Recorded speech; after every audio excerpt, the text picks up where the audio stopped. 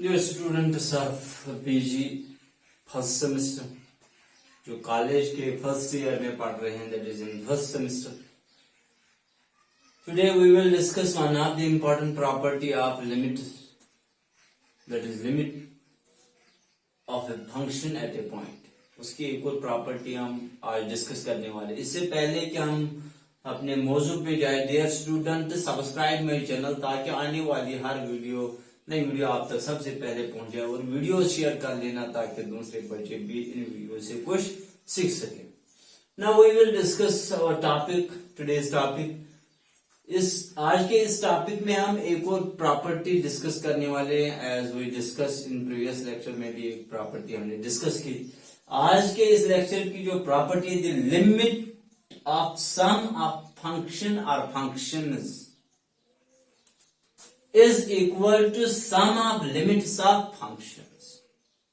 That is, limit of sum of functions is equal to sum of limits of functions. ये इस property का statement है. और इस तरह भी इसका स्टेटमेंट हम दे सकते हैं, इफ fx एंड gx, दो से ज्यादा भी हो सकते हैं. यहाँ पे हमने दो फंक्शन पे डिस्कस किया है. If fx and gx to have limits l and m, दो से ज्यादा फंक्शंस को भी हम ले सकते हैं, लेकिन यहां पे आज हम डिस्कस करने वाले हैं दो फंक्शंस L एंड M. हम इन दो फंक्शंस का लिमिट मान रहे हैं at a point C. C that is common domain जो है इनका, वहां से हम कोई पॉइंट C ले रहे हैं. उस C पे fx एंड gx का लिमिट है L and M.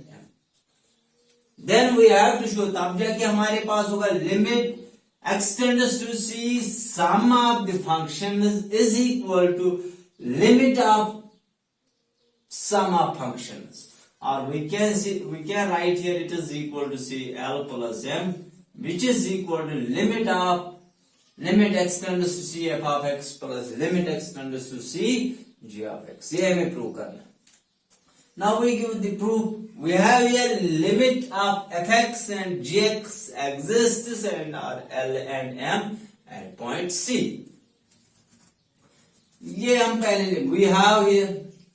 we have limit x tends to C f of x is equal to L. ये हमारे पास given है.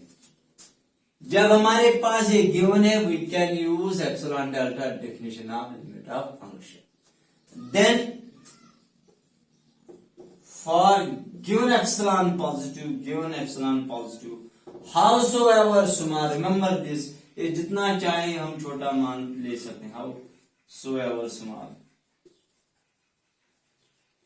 there exists delta positive, delta depends upon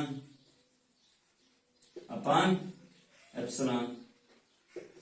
लेकिन यहाँ पे हमारे पास दो फंक्शंस है. We can take here delta 1 positive. For given epsilon positive howsoever small there exist delta 1 positive such that delta 1 is dependence upon epsilon. Such that क्या होगा dear students? F of x minus l is less than epsilon, और 2 हम यहाँ पे लिख लें, और छोटा हमने किया. For deleted neighborhood of C, that is x minus C is less than delta 1. ये हमारे पास by epsilon delta definition of limit of a function है. तो यहां तक तो ये इजी है. इसी तरह g of x का लिमिट m है at the same point C. Also we have limit x tends to C, g of x हमारे पास किसके बराबर है? that is equal to m. Then by the same epsilon positive, then for the same epsilon positive, epsilon हम यही लेंगे, epsilon positive howsoever small, there exists delta 2 positive, delta 2 depends upon epsilon size that क्या होगा? g of x minus m is less than epsilon by 2, same is above, please. For यहाँ पे भी होगा 0 is less than x minus C is less than delta two. अब ये भी सी का नेबरहुड है, ये भी सी का नेबरहुड है। These two, this is the delta 1 neighborhood, this is the delta 2 neighborhood of C. अब एक ही पॉइंट के दो नेबरहुड है यहां पे, इस नेबरहुड पे ये कंडीशन सेटिस्फाई हो रही है, इस नेबरहुड पे ये कंडीशन सेटिस्फाई हो रही है।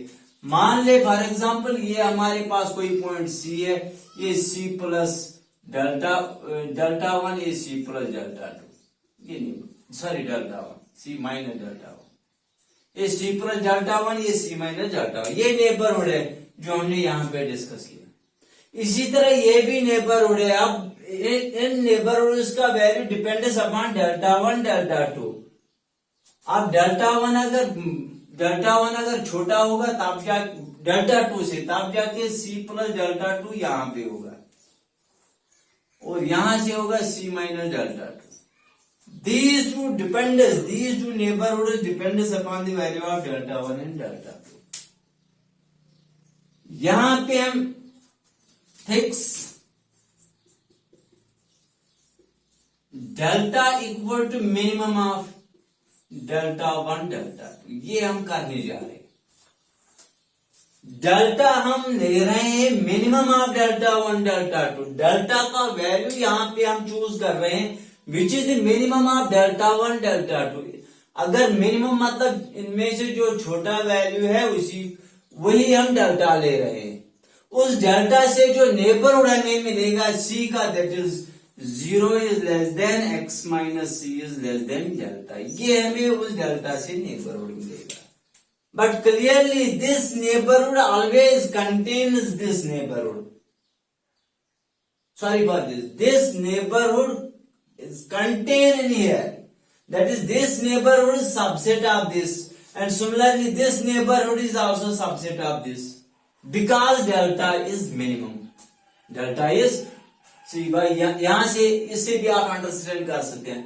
मान ले डेल्टा 1 इज स्मॉलर मिनिमम, तब जाके ये छोटा सा नेबरहुड है, यही है।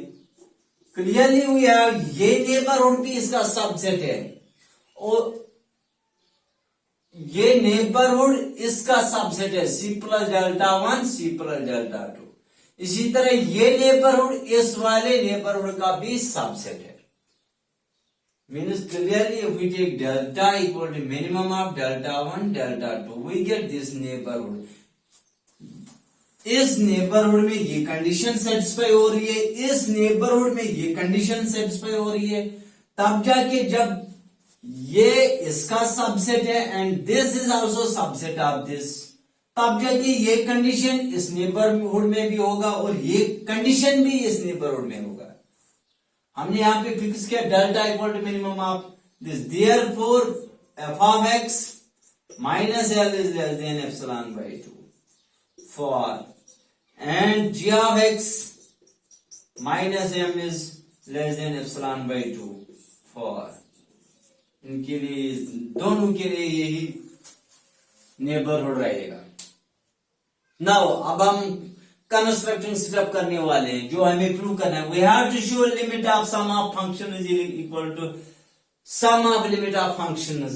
Now remember this constructing step, fx plus gx minus l plus m,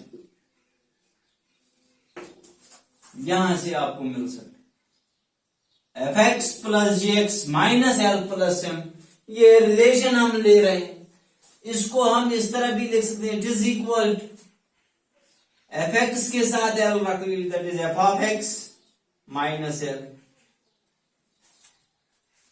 plus यहां पे डिस्ट्रीब्यूटिव लॉ यूज कर सकते हैं और रेस्ट्रिक्टिव लॉ यूज कर रहे हैं हम, g of x plus sorry minus m, f of x minus m, g of x minus m।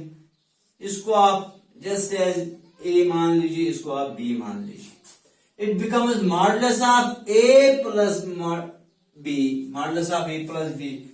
Really we have modulus of a plus b is less or equal to modulus of a plus modulus of b.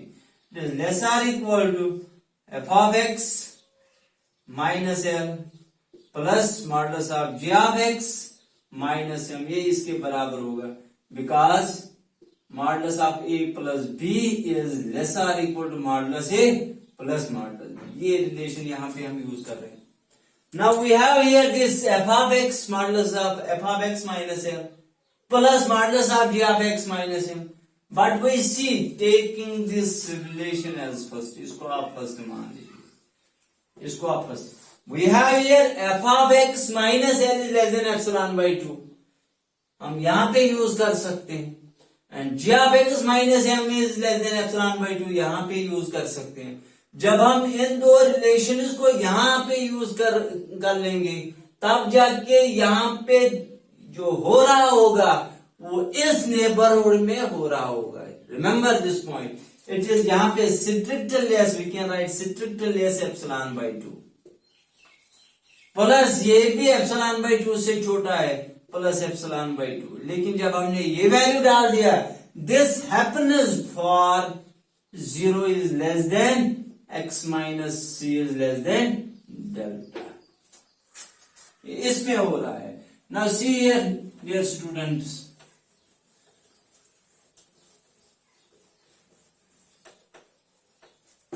this is now equal to, ये हमारे पास यहां से आ रहा है, that is f of x plus g of x minus l plus m is less than epsilon by 2 plus epsilon by 2, it is simply epsilon। लेकिन ये कहां पे हो रहा है? इस नेबरहुड में हो रहा है, for 0 is less than x minus c is less than delta। Now see this, what is this? It is just as a function h of x, it is l plus m c minus alpha, h of x minus alpha is less than, that is limit of this is equal to this. This implies us limit x tends to c f of x plus g of x, इसका limit हमारे पास है किसके बराबर? that is l plus m। but l, we have l is equal to l, हमारे पास है limit x tends to c f of x, and m किसके बराबर है? plus limit x tends to c g of x। ये हमने इस तरह प्रॉपर्टी कंप्लीट की, इसका प्रूफ हमने कंप्लीट किया।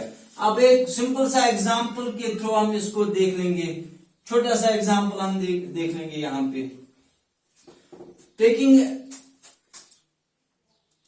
Given hx is equal to से x स्क्वायर प्लस 3x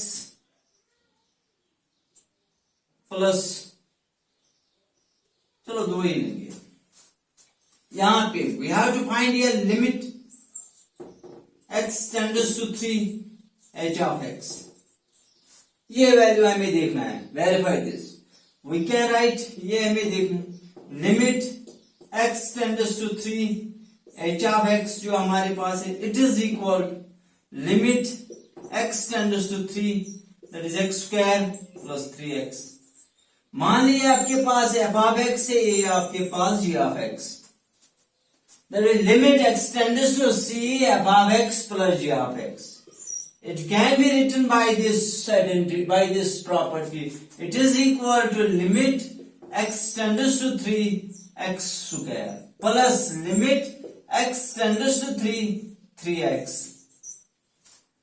ये स्टूडेंट्स, ये हमारे पास आ गया है। यहां पे अब हम लिमिट दे सकते हैं जो आपने 12th में भी पढ़ा है, it becomes here 3 3 that is 9 plus यहां पे हम फर्स्ट प्रॉपर्टी जो प्रीवियस लेक्चर में हमने पढ़ी है, 3 कांस्टेंट है वो बाहर जाएगा, 3 limit x tends to 3x। अब वैल्यू दे सकते हैं, इट इज हियर 9 प्लस इसका जब लिमिट हम देंगे that becomes 3 into 3 that is 9, that is 9 plus 9 we get here 18 is the limit of this given function। ऐसी फंक्शन में हम जहां पे लिमिट आपको देखना होगा, जहां पे function is itself sum of functions, we can use this important property here. अब 2 से ज्यादा फंक्शंस पे भी हम इसको सॉल्व कर सकते हैं। इस तरह हमने ये प्रॉपर्टी इंशाल्लाह कंप्लीट की। Thank you, have a nice day.